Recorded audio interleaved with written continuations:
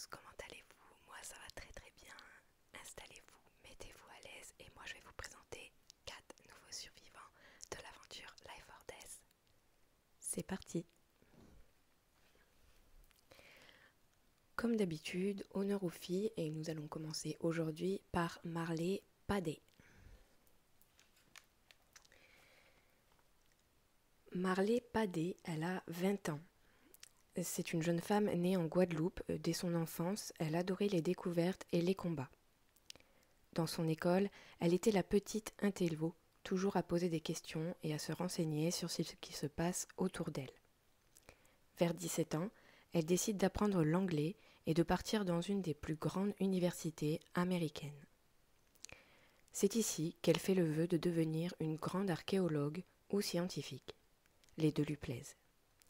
Elle adore la nature, la science et les choses classées anormales. Elle souhaite avoir une science infuse et découvrir les richesses de la Terre. Mais à côté de tout cela, Marley est aussi une grande battante. Elle manie l'art du combat et manie aussi le bâton parfaitement. Aujourd'hui, elle a 20 ans et elle travaille en tant que serveuse pour gagner un peu d'argent et surtout pour continuer ses études. Du moins, si l'avenir lui donne ce pouvoir. Il y eut ensuite le blackout. Donc voilà, c'était la petite histoire courte et totalement banale, sympathique de Marley. Elle a une vie tranquille, mais c'est plus le cas aujourd'hui. Bienvenue sur Life or Death, Marley. On va parler du coup des objectifs. Le premier objectif du coup de Marley, c'est de retrouver un PNJ du nom de Garou et lui donner une pomme. Donc la survivante Marley a une petite quête qui a été donnée par un MJ et elle doit donc du coup ramener une pomme à ce fameux Garou. Bien sûr, comme la plupart des survivants sur Life or Death, Marley, elle voudrait survivre et surtout tuer Guerre. Donc Guerre, pour la petite parenthèse du jour, Guerre c'est donc un PNJ qui est apparu il y a quelques semaines sur la map de Life or Death et en fait c'est tout simplement un cavalier de l'apocalypse. Je vous raconterai ça dans un épisode, je pense, car c'est très très lié à Lilith, celle que je vous parle assez régulièrement dans mes vidéos. Donc voilà, Marley, elle voudrait tuer Guerre, qui est un cavalier de l'apocalypse, donc bon courage, parce qu'à mon avis, ça sera pas si simple que ça. Marley, elle voudrait se battre à mort contre Jackie, donc je sais pas, tu parles de Jack Shepard peut-être, que tu as rencontré récemment sur Life or Death. Battre à mort, je ne sais pas si c'est une bonne idée. Déjà, essayer de survivre tous les deux. Se battre amicalement, pourquoi pas. Elle voulait aussi servir de nourriture à Damien. Donc, il faut savoir que Damien, c'est un autre PNJ, donc le PNJ d'un de mes MJ. Et c'est un vampire. Elle voudrait servir de nourriture aux vampires. Pourquoi Marley? Parce que bon, un vampire, c'est pas très très gentil. Et peut-être qu'il va te tuer, tu n'en sais rien. Je sais pas, dis-moi pourquoi Marley. Et ensuite, elle voudrait se réveiller. Eh bien, sache Marley que tu t'es déjà réveillée de ton blackout. Malheureusement, tu es bien sur Life or Death, en train de survivre en pleine apocalypse. Voilà. Je te souhaite bon courage d'ailleurs. On passe du coup à un autre survivant de Life or Death. Nous allons donc passer à Abel, qui a 19 ans, et il a une histoire assez sympathique à lire, parce qu'elle est assez longue et plutôt détaillée. Abel n'a jamais connu ni sa mère ni son père. Il a su bien plus tard que sa mère avait été considérée comme une sainte après avoir prétendu être choisie par 3 grands démons qui ont déposé dans son ventre le fruit de leur pourvoir, et c'est ainsi que Abel est né. Le malheureux a eu la malchance de naître au milieu d'une grande secte. Ces gens étaient tous de fervents religieux qui vivaient sous la protection du Vatican. Cette branche avait comme idée de soumettre les démons et de les placer dans le corps d'enfants élus pour utiliser les pouvoirs de l'enfer pour élever l'humain et qu'il dépasse ces démons. Abel, enfant d'une femme très respectée dans cette secte, il était le candidat parfait. Lui et d'autres enfants, dès leur plus jeune âge, furent soumis aux rites religieux extrêmes.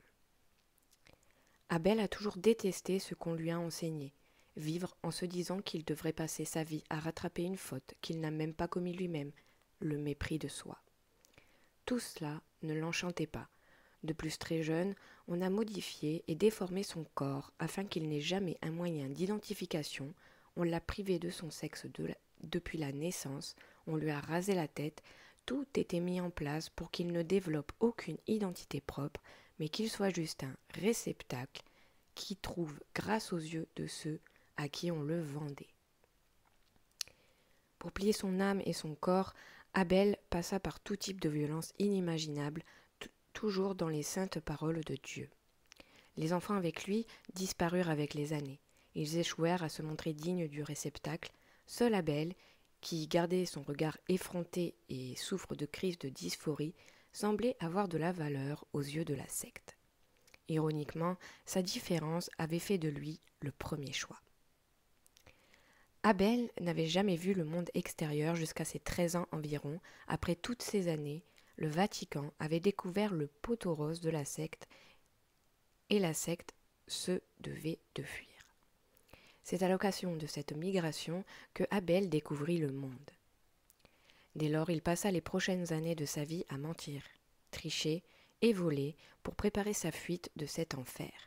Il avait compris une chose depuis longtemps, c'est que toutes ces histoires de religion étaient fausses. Il était déjà en enfer et on attendait de lui qu'il devienne un démon. Mais jamais il ne deviendra une telle personne.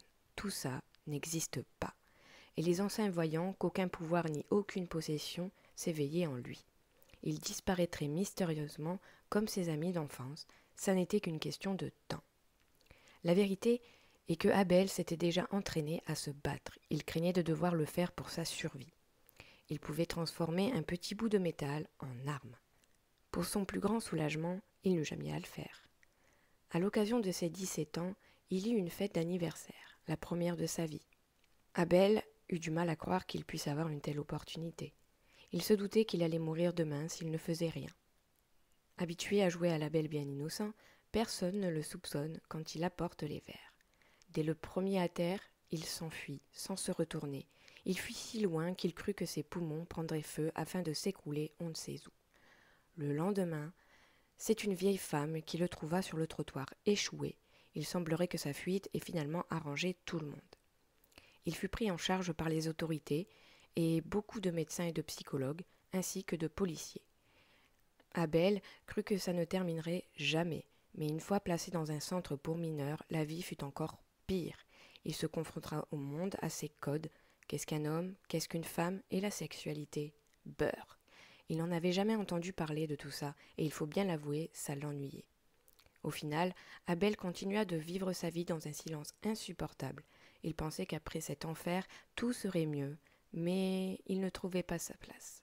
C'est un jour qu'il y eut le blackout. Abel, tu as une très très sympathique histoire, même si elle est difficile. C'est quand même une secte, mais c'est la première fois qu'on voit un survivant qui sort d'une secte comme ça. D'ailleurs, je comprends pourquoi à un moment tu voulais absolument rencontrer mon personnage Agathe, donc la nonne. Et ben, j'espère qu'on aura plus l'occasion de RP ensemble parce que ce qui est arrivé à Abel, c'est quand même... bon, d'un côté, c'est très cruel, je l'avoue. Mais d'un côté, c'est très très intéressant et j'aimerais beaucoup en RP un peu plus avec Abel. On va donc du coup parler de ses objectifs. Abel, ce qu'il voudrait, c'est déjà trouver des armes et un point américain. Bon, il a bien changé Abel, hein, celui qui venait de sortir d'une secte et qui comprenait rien du tout à la vie. Et là maintenant, il veut s'armer. Je pense que ce monde va beaucoup et énormément le changer, sûrement même le rendre bien plus indépendant. Ben, c'est intéressant en fait. J'ai hâte de voir comment va évoluer Abel. Il voudrait éviter il veut éviter les papillons et les pommes. Pourquoi, Abel? Est-ce que tu peux nous expliquer en commentaire pourquoi tu voudrais éviter les papillons et les pommes? Parce que les pommes, ça peut te nourrir et les papillons, c'est plutôt joli et c'est pas méchant. Donc je ne sais pas. Il voudrait trouver des informations sur les démons parce que c'est vrai qu'en ce moment sur Life or Death, il y a pas mal de démons en fait qui sont de sortie, mais il n'y a pas que des démons bien entendu, il y a aussi des anges, mais il y a aussi des archanges qui sont sortis. Vous ne saurez pas pourquoi, mais du coup bon courage dans ta quête et dans ta chasse aux démons, Abel. Il voudrait aussi s'assurer que le père de Sina aille bien. Alors, comment vous expliquer? Donc Sina, je vous l'avais présenté, et Jack aussi d'ailleurs, dans la première vidéo sur les survivants. Donc Sina et Jack se connaissent très très bien, et en fait, elle est plus jeune que lui, bien entendu, et en fait, ils s'entendent tellement bien, une relation de confiance s'est installée entre les deux, et en fait, Sina considère Jack Shepard du coup comme son papa, donc c'est assez mignon, voilà. On va passer ensuite à une autre survivante qui est arrivée aussi récemment, c'est Judy. Judy Lincoln, elle a 22 ans. Elle est née le 22 avril aux États-Unis, dans l'État du Texas. Sa mère, Paige, est décédée lorsqu'elle était encore toute petite à cause d'un cancer. Elle ne l'a donc jamais connue et, pour se le souvenir, elle possède une vieille photo grandement abîmée par le temps. Par conséquent, depuis sa plus tendre enfance, Judy a vécu avec son père, David. Cet homme.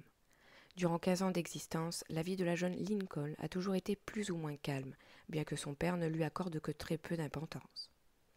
Elle n'a jamais eu le bisou du soir, un câlin ou un simple « je t'aime », jamais, depuis la mort de sa mère.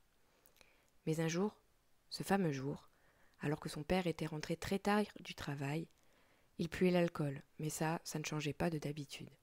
D'ordinaire, le quarantenaire montait directement se coucher, sans se préoccuper plus de ça que sa fille. Tandis que là, Judy l'entendait venir vers sa chambre. La blondinette savait que quelque chose allait se passer et que sa vie allait prendre un tout autre tournant. Ce qu'il s'est passé cette nuit-là, l'adolescente s'est fait battre jusqu'à l'évanouissement total. Son père, lui, continuait ce petit manège tous les jours. Chaque soir, il venait dans la chambre de sa très chère fille, il la battait, sans aucun scrupule, sans aucun remords. Au fil du temps, son géniteur était de plus en plus violent, les hématomes ne cessaient de s'accumuler, tout comme les cicatrices et la santé mentale de Judy, qui était au plus bas. Alors, la meilleure solution pour elle était de fuguer. Partir loin d'ici, loin de cet homme cruel qu'elle ne pouvait considérer comme son père. Lors de sa fugue, Judy n'a que 17 ans et n'est donc pas encore majeure. Elle a décidé d'aller se réfugier chez un ami à elle, Liam.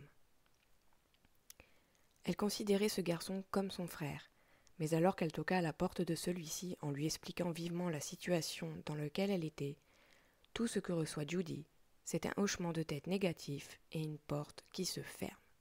Sympa la mise.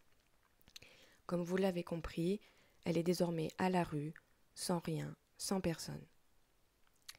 Plusieurs années plus tard, sachez qu'elle se porte à merveille. Elle a désormais un métier, bien que celui-ci soit un poil particulier, tueuse à gages. Et ce n'est pas une blague. Rassurez-vous, elle ne tue pas n'importe qui, seulement ceux qui le méritent. La blondinette possède une liste où dessus sont écrits de nombreux noms et prénoms, ceux à trouver et à tuer. Sur la fameuse liste, parmi une multitude de noms, on peut y voir inscrit Lincoln David. C'était d'ailleurs aujourd'hui même que sa sentence allait avoir lieu. Le jeune Lincoln, âgé de 25 ans maintenant, ira sur le lieu de son ancien domicile.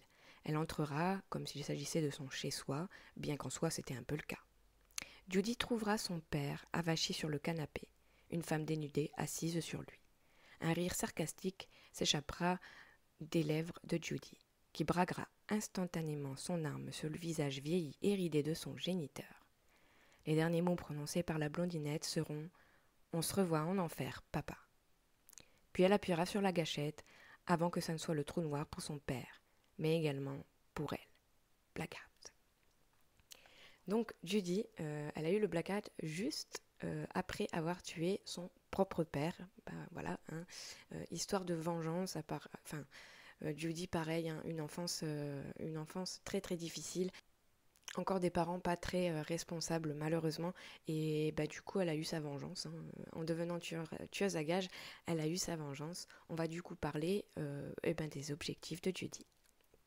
Judy, comme objectif, elle nous a tout simplement laissé une jolie phrase. J'ai besoin de plus d'infos, j'y comprends que dalle. Il doit y avoir du monde qui traîne pas loin, en espérant qu'il puisse répondre à toutes mes fichues questions. Donc voilà pour la petite phrase d'objectif de Judy. En fait, elle vient d'arriver sur le serveur Life4Death. Son aventure vient de commencer. Donc elle n'a pas vraiment rencontré de PNJ. Pour l'instant, elle n'a pas de mission. Pour l'instant, notre Judy survit et essaye de comprendre ce qui lui arrive. Eh bien, on te souhaite bon courage et on espère que tu feras les bonnes rencontres sur Life4Death, Judy. On va parler du coup du dernier survivant de cette vidéo, c'est Aire. Aire, oui, Zeiarus, il a 21 ans. J'espère que je ne me suis pas trompée dans son nom de famille, Aire, sinon, tant pis, désolée. Aire est né d'une famille ni pauvre ni riche, mais des parents assez distants avec leur fils. Rien de mal, pas de froideur ou quoi que ce soit, mais il sortait la nuit, par exemple. Aire a commencé à fumer à l'âge de 12 ans, voulant entrer dans un moule scolaire, etc.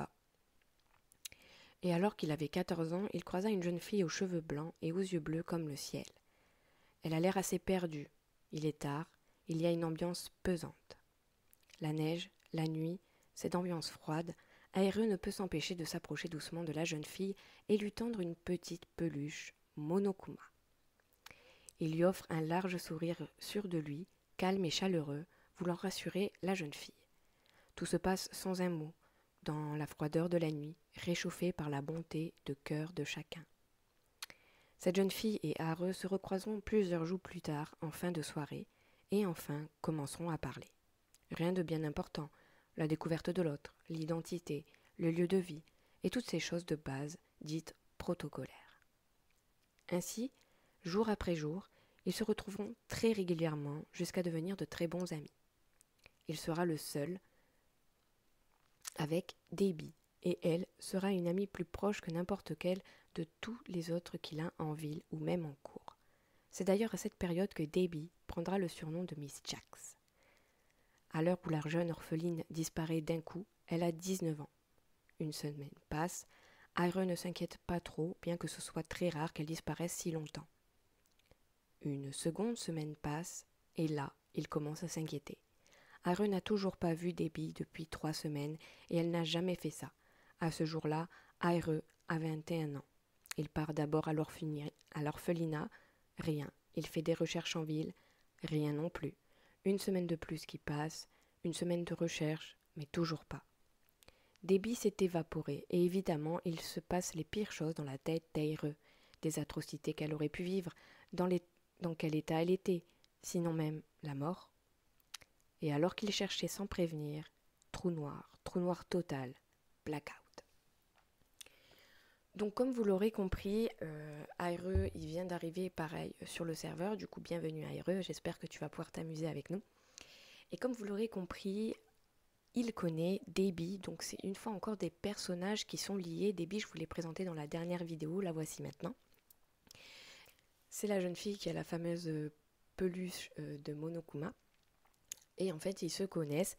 Je sais pas s'ils ont eu l'occasion du coup de se retrouver dans Life4Death. J'espère pour vous que ça se fera parce que vous êtes quand même des amis d'enfance, un peu comme Jack et Shane. Du coup, j'espère que vous allez pouvoir vous revoir. Voilà. Pour les objectifs d'Aire, pour l'instant, il n'y en a pas. Il vient d'arriver, laissons-lui le temps de prendre ses marques, laissons-lui le temps de comprendre un peu dans quel nouveau monde il va vivre. C'est la fin de cette vidéo, j'espère qu'elle vous aura plu. Comme d'habitude, le serveur Discord, le petit pouce bleu pour m'encourager. Et on se retrouve du coup la semaine prochaine pour de nouvelles vidéos. Ciao!